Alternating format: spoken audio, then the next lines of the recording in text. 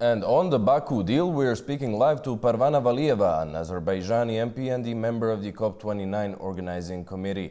Hello, Mrs. Valiyeva. Thank you for joining us. What would you say is important about the finance deal that was made early this morning? Thank you very much for the invitation. And yes, all eyes again on Azerbaijan and its historical achievement in COP29. COP29 developed an ambitious and realistic goal and increased contributor base. Baku COP started a new era, let's say, in climate finance, and it marks a critical step in putting in place the means to deliver a pathway to 1.5 degrees Celsius. With new goal, this finance goal, namely NCQG, new collective quantified goal, the previous core climate finance goal has been tripled and agreed as $300 billion annually and reach 1.3 trillion US dollar by 2035 per year.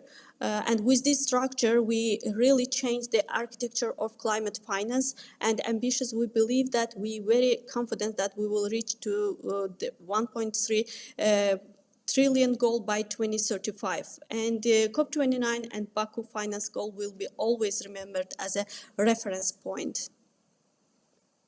What kind of short-term and long-term effects are you expecting of the deal?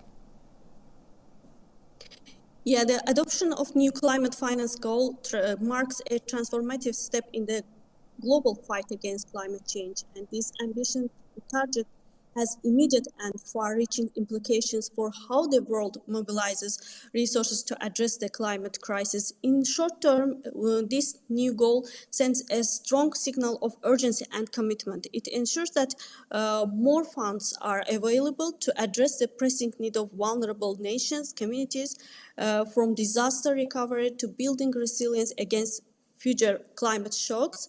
And also in short term, developed countries however, face increased pressure to deliver on their financial commitments, necessary adjustment in their budgetary priorities. Meanwhile, this higher target is expected to attract greater participation from also private sector, leveraging public funding to unlock significant private investments. And in long term, the new finance goal, Baku finance goal, will accelerate the transition to sustainable and resilient global economy.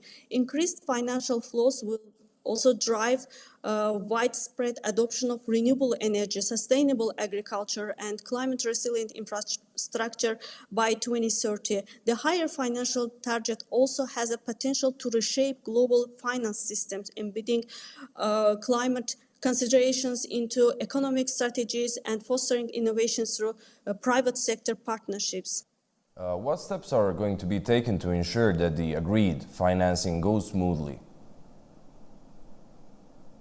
Yeah, well, it's a very good question because already we have new finance goal, but we should also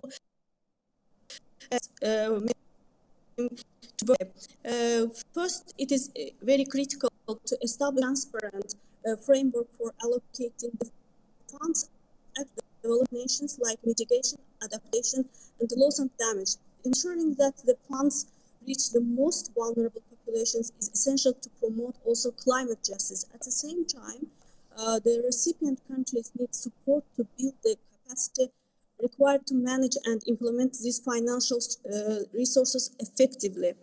Engaging the private sector will be equally important, and climate technology sharing with developing nations is vice versa important. Robust systems to track the flow and impact of climate finance will ensure that funds are used effectively for their intended purposes. And global partnerships, regional alliance, inclusive decision-making processes will ensure that this significant climate commitment achieves maximum impact for sustainable future for all.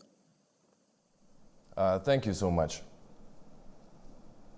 Thank you.